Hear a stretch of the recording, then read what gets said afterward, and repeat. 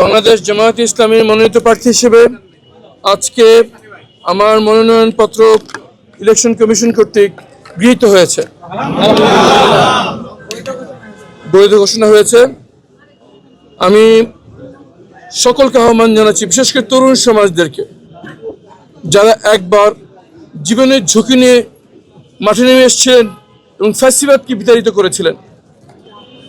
আর ঘরে বসে থাকার সময় নেই, সময় এসছে আরও একবার কাঁধে কাঁধ মিলিয়ে, হাতে হাত মিলিয়ে, সকল ভেদাভেদ ভুলে জুলাই সনদকে আক্ষরিক বাস্তবায়ন করার জন্য আরও একবার আমাদের একসাথে মাঠে নামতে হবে।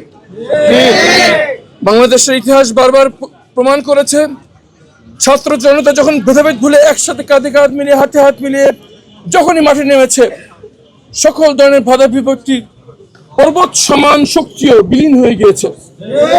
যদি আমরা নতুন বাংলাদেশ চাই, যদি আমরা জুলাই সনদের আক্ষরিক বাস্তবায়ন চাই, যদি মানবতা বিরোধী অপরাধের সাথে যারা জড়িত গুম খুন তাদের বিচার চাই, তাহলে আরো একবার সবাইকে, বিশেষ করে তরুণদেরকে মাঠে নেমে পড়তে হবে।